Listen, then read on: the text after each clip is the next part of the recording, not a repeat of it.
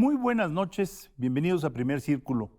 Si usted revista los últimos, digamos, 10 días, va a encontrar una serie de declaraciones de políticos a nivel internacional que realmente son un cisma.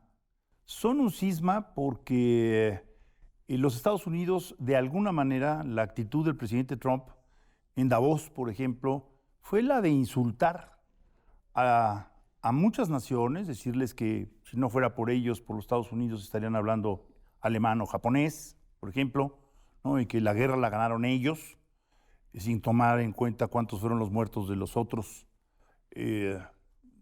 países.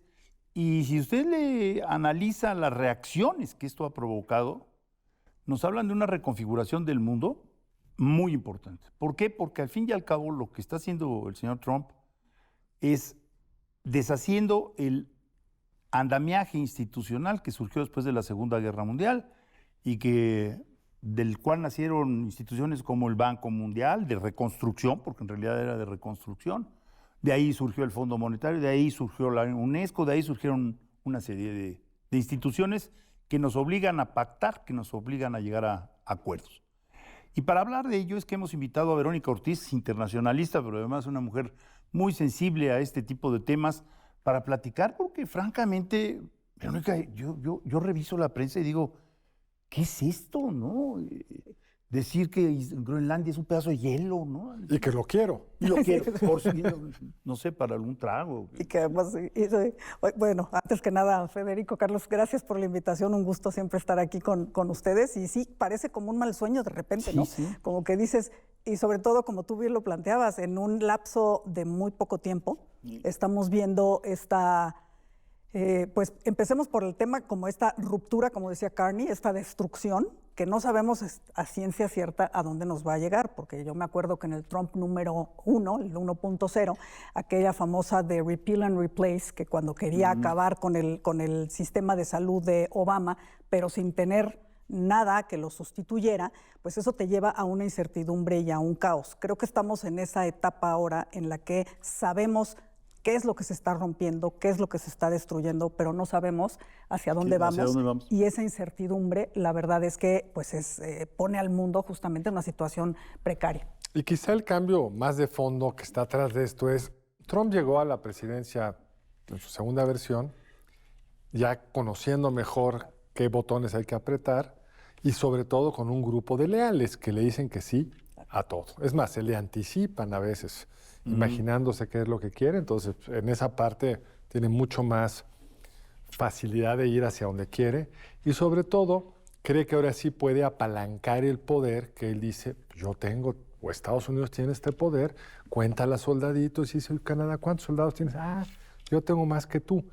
Y ese es el mundo en el que él siempre se ha movido, desde el poder, apalancándose, creciendo como empresario más de lo que su tamaño normal probablemente le hubiera permitido, en el blofeo, en el arte de la negociación, que sin duda es talentoso en ese sentido.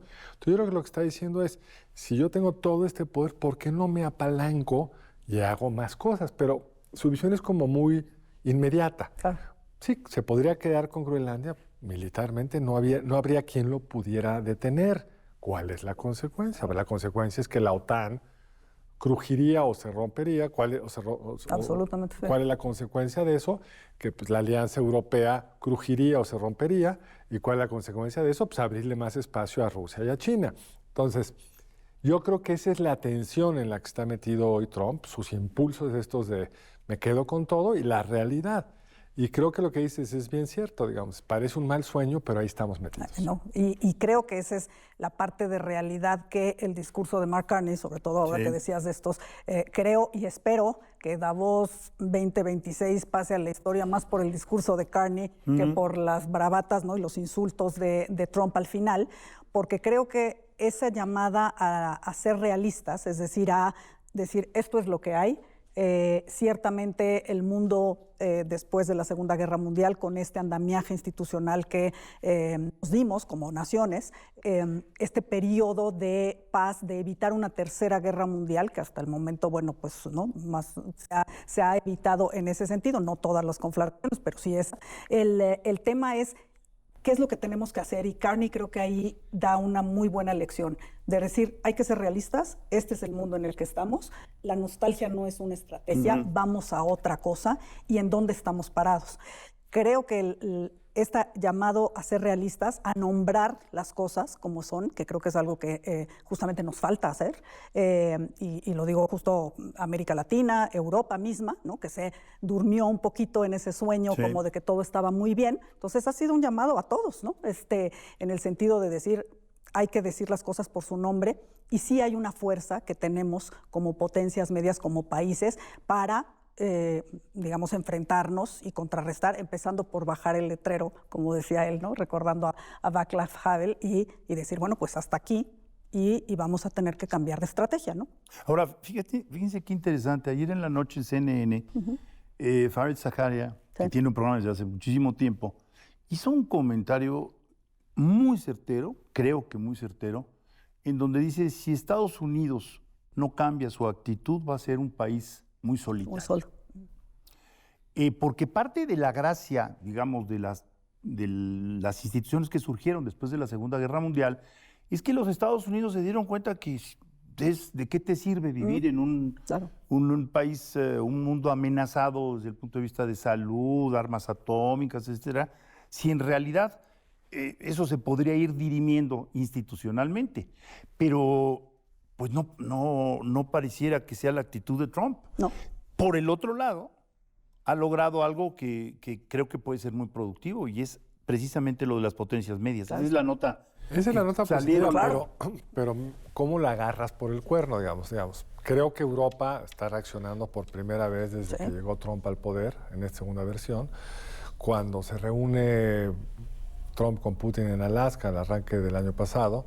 Corren a ver qué pasó, se pusieron a sus órdenes. Cuando les impone aranceles, estuvieron dispuestos a un acuerdo brutalmente unilateral. Sí, claro. Yo te cobro aranceles, tú no me cobras a mí, y dejas de protestar, rompiendo las reglas en las que jugaban.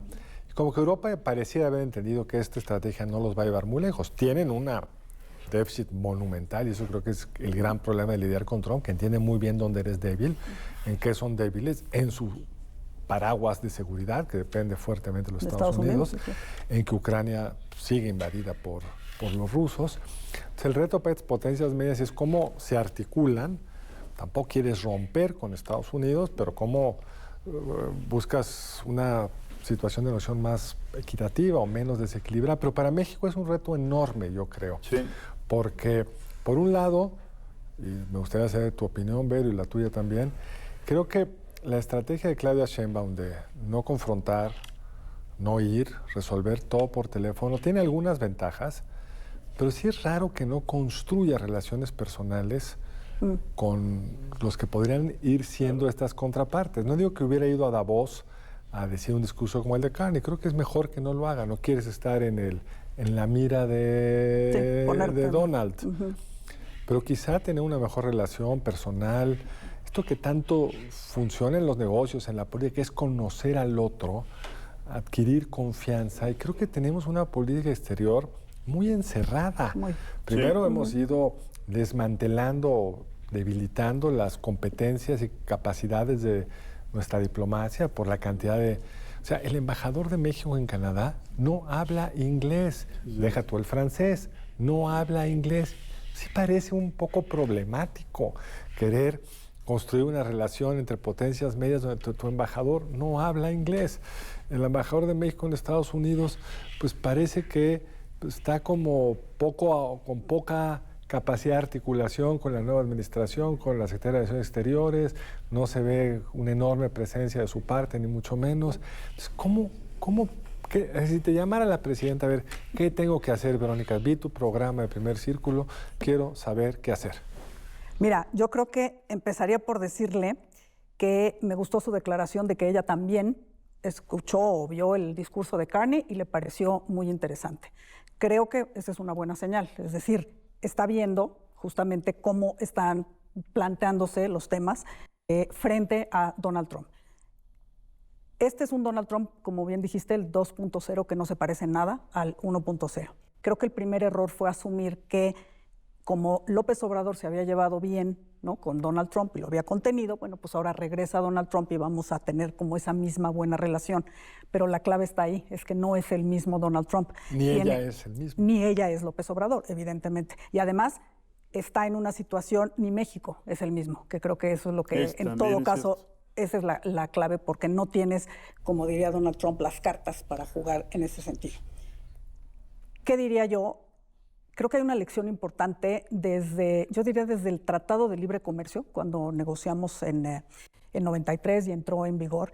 Creo que en México asumimos, y a lo mejor es una deficiencia que tenemos justamente, y esta es una llamada a repensar las cosas, que era un punto de llegada y no un punto de partida. Es decir, pensamos que con firmar el TLC y ponernos en piloto automático, pues no, nos iba a ir perfectamente bien. Evidentemente, claro que hubo sectores que ganaron mucho, ¿no? Nos convertimos en la potencia exportadora, pero sabemos desde entonces que las desigualdades no disminuyeron, que tenemos un México dividido en dos y que de alguna forma pues no llegó la misma prosperidad y productividad al norte, que llegó al norte, al sur.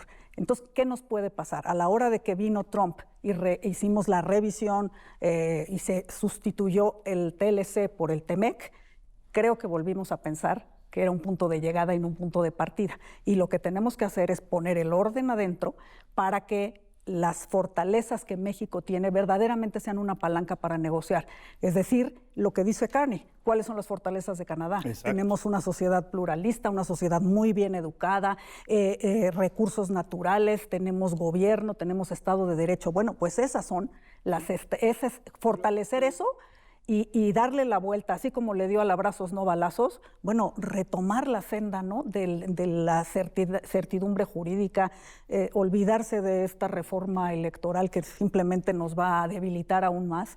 Y creo que en ese sentido la presidenta sí podría corregir el rumbo. Ahora, podría decirte ella, oye, Verónica, ya empecé. Como bien lo dijiste ahorita, ya estamos en otra política de seguridad. Y creo que esa es la enorme inteligencia que tuvo este gobierno de saque. Porque lo que más débil hace hoy, creo yo, a México respecto a Estados Unidos es que en materia de seguridad perciban que no somos capaces o no queremos enfrentar un problema que realmente los Estados Unidos quieren resolverlo a su manera, es decir, que no pasen por la frontera. Exacto. Lo lograron en materia migratoria sin duda. Contra todas las, digamos, apuestas o sesudos análisis de los expertos. Aquí una vez lo discutimos, no, es casi imposible sellar la frontera, no. Bueno, No. prácticamente está sellada. Sí, la sellaron correcto. para fines prácticos, vía el terror, la presión a México, muchas cosas, no todas me pueden gustar, pero lograron su objetivo. Y creo que quieren lo mismo en materia de fentanilo. Y vienen con una herencia, esta administración con una herencia horrible. El presidente López Obrador sí dijo que no había laboratorios procesando fentanilo en México. Tenemos que hacer un corte, pero regresamos en muy poco tiempo para seguir platicando con Verónica Ortiz sobre estos temas de esta intensa semana desde el punto de vista internacional. Vamos a corte.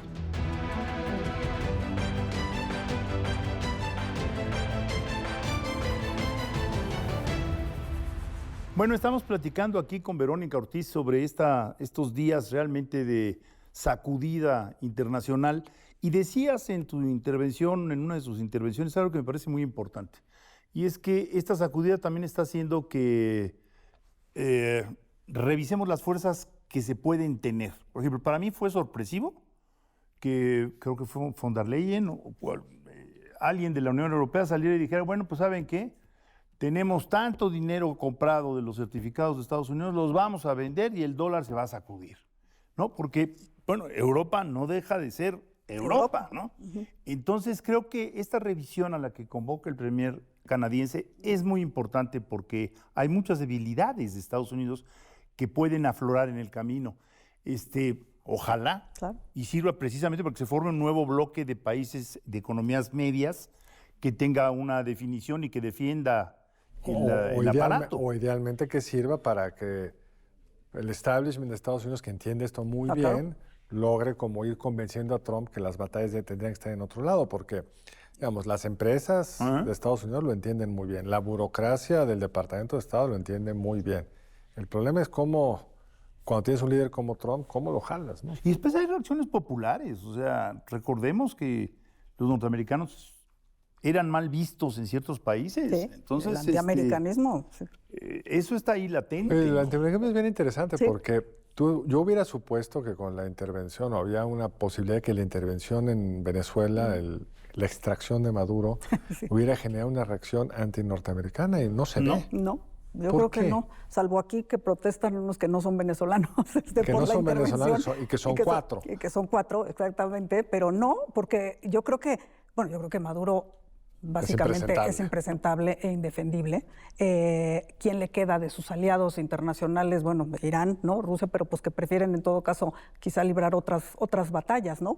Pero creo que hay algo muy interesante porque también creo que sirve esto para que dentro de Estados Unidos, Newsom decía, a ver, yo quisiera ver que en público digan los empresarios lo que dicen en privado, ¿no? En los que en Estados Unidos, ¿no? Y Gavin Newsom, evidentemente, pues está también armando el gobernador de usted California, sabe. que tiene aspiraciones políticas. Pero creo que también fue muy enfático, ¿no? En decir, a ver, o sea, en Estados Unidos se les está pasando la mano de complacencia frente a Donald Trump. Donald Trump habla mucho, insulta mucho, pero tampoco tiene todo el poder. Y creo que también esa es una llamada, en primer lugar, de sacudida dentro de Estados Unidos. Lo de Minneapolis es realmente algo muy preocupante. Ya un grupo de actores... ¿Por qué no lo explicas un poco mejor? Porque no necesariamente Bueno, todo el mundo es una está- fuerza federal Sí. que tiene como objetivo, tiene dos objetivos fundamentales, el ICE o ICE. ICE. Tiene dos objetivos fundamentales. Uno es lo que llamaríamos en México, digamos, problemas de seguridad, de asistencia Aduanas, civil, de guardia civil cuando hay inundaciones, etcétera, etcétera. Y la otra, que fue la que le encomendaron, es la de apoyar al sistema de migración, que depende de la misma agencia. Es que ahí es donde está la confusión. Control Pero bueno, migratorio. el gobernador del estado de Minneapolis hizo una declaración el viernes o sábado de la Minnesota. semana pasada, durísima, diciendo que los Estados Unidos se conocían por el respeto hacia los derechos humanos y que ya porque han muerto dos personas. No, muertos. Baleados. Han asesinado. Han asesinado a dos baleados, personas. sí. Está en la filmación y quieren inventar ahí, en el caso más reciente, Sí. una pistola que no se ve en ninguna parte y la No, una ciudadanía agresión está que no muy, se- muy molesta. Eso para comenzar. Además de las consecuencias en el consumo producto de los aranceles, que ya está llegando al bolsillo de los estadounidenses. Entonces, Por supuesto. yo también coincido contigo. Yo creo que ahí se puede estar cocinando una reacción. Y no se nos olvide, está el impeachment. Y la semana pasada me Sí, puse a latente. revisar. Y el impeachment es una medida, en realidad, de pérdida de confianza del legislativo al ejecutivo. Aunque no tiene que necesitas, haber aunque necesitas las 2/3 Sí, partes de ambas cámaras, ¿no? eso hoy no es un riesgo no. para él, en ninguna de las dos cámaras.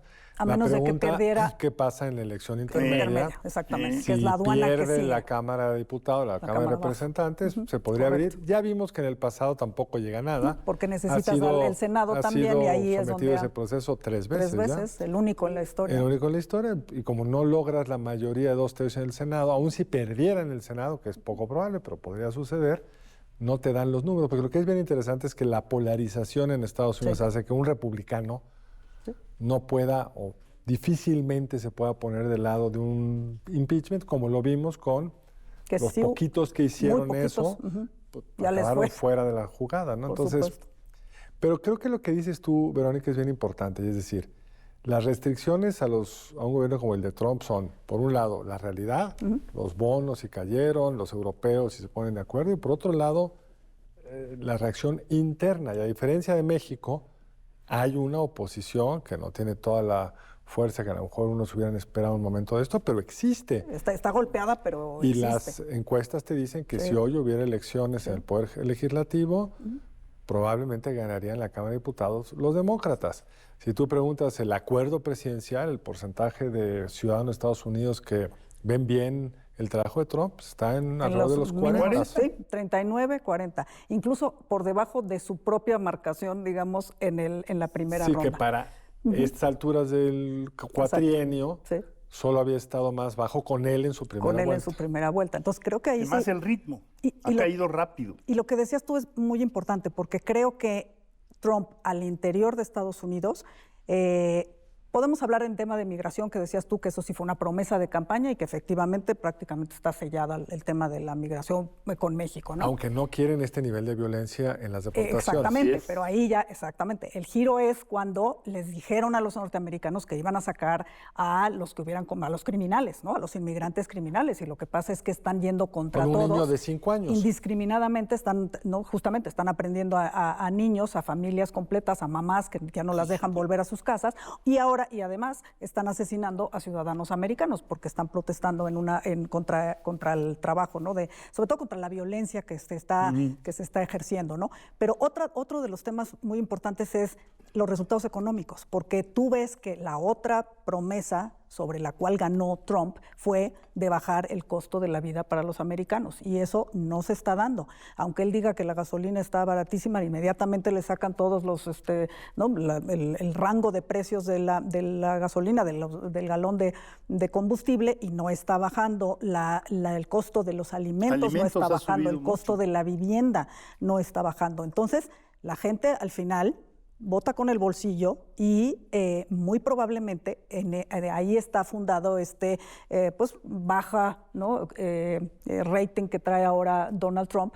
Y además, si lo juntas con el rechazo a políticas como la intervención en otros sitios, podemos decir no hubo mucho rechazo en lo de Venezuela, pero la gente no quiere tampoco que se metan en otros conflictos. Prometió no hacerlo. Porque lo prometió, exactamente. Entonces, sí creo que no las trae todas consigo. Sí creo que este neocolonialismo, ¿no? O esta idea de regresar a las zonas de influencia, pues tampoco se va a sostener, digamos, si tú lo piensas y llevas el argumento más allá de que él quiere tener el hemisferio occidental literal, ¿no? Desde Groenlandia hasta, bueno, ya hasta Venezuela, la pintan. Pero entonces, ¿a cambio de qué? A cambio de dejarle a Putin que se quede con Ucrania, a cambio de que Xi Jinping... Trump no quiere no, eso. por supuesto. Trump quiere una mayor influencia en el hemisferio occidental, como le dicen, o sea, en América. Exacto. Pero sigue teniendo intereses globales. Exactamente. Lo último que querría es que la República Popular China se quedara con Taiwán. Con Taiwán, exactamente. Donde se produce entonces, una buena cantidad de los chips de que se necesitan, ¿no? Y de los conductores. Entonces, no, también esa política no parece llevar, como tú decías, es una visión muy cortoplacista porque quiere ganar el argumento en este momento y porque ya lo vimos que quiere el premio, como no le dieron el premio Nobel, entonces quiere estar. Entonces, ¿por qué nos lo cuentes un poco con más detalle? Porque no necesariamente lo sabe todo el mundo, pero es muy interesante. Es muy interesante porque Trump se vanagloria de que él dijo que iba a terminar guerras, ¿no? Y entonces, bueno, pues no le ha salido evidentemente en la invasión rusa a Ucrania, pero y está muy precariamente, digo, hay que sí reconocerle que por lo menos un cese al fuego en Gaza, pero también está prendido de alfileres. Pero entonces él se dedicó a inventar conflictos en el resto del mundo y dijo que tenía ya resueltos como 8 y que se merecía el premio Nobel. Como todos sabemos, el premio Nobel, la asociación Nobel, no el gobierno ni noruego, ni sueco, ni nada, le dio el premio Nobel a María Corina Machado, ¿no? La líder de la oposición en Venezuela.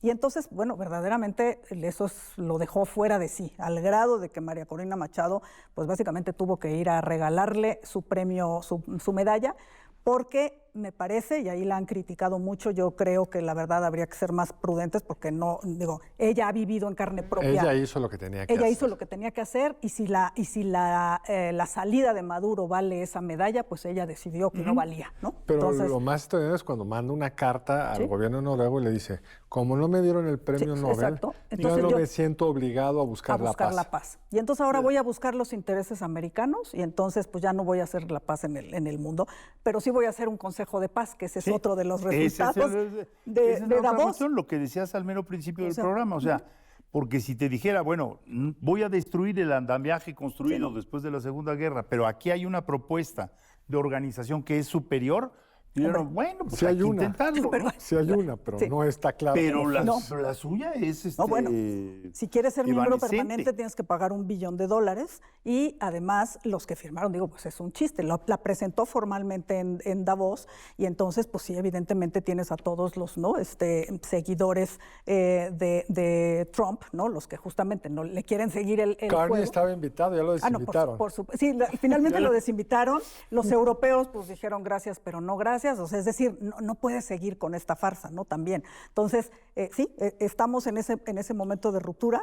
Creo que finalmente también deberíamos de aprovecharlo, como me decías, claro. O sea, sí creo que México lo podría aprovechar, que la presidenta lo podría aprovechar y no creerse que justamente en piloto automático o porque somos el socio más importante o porque Trump firmó el tratado, el TEMEC, no nos va a pasar por encima. Eso se me hace como de una ingenuidad que, pues en este momento, como diría Carney, pues no es aceptable. Ahora, está teniendo consecuencias terribles la actitud que tiene contra Jerome Powell, por ejemplo, de la Reserva Federal.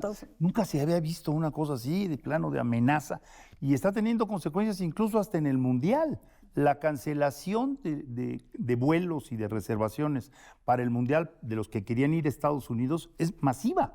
Entonces, va a haber muchas consecuencias en el camino si sigue con este andar destructivo y sin calcular las debilidades que tiene Estados Unidos, claro. Que son muchas. Son muchas, efectivamente. Y sin calcular el apoyo que tiene que tener rumbo a las elecciones intermedias, porque él sí sabe, obviamente, que si pierde...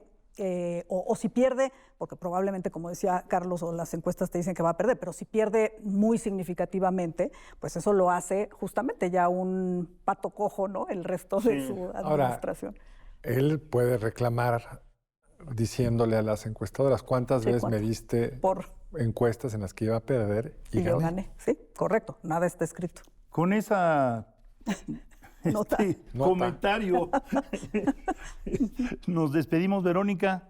Mil gracias por haber estado por acá. Un gusto. Nos vemos la próxima aquí en Primer Círculo. Buenas noches, gracias por acompañarnos. Nos vemos el lunes entrante aquí en Primer Círculo.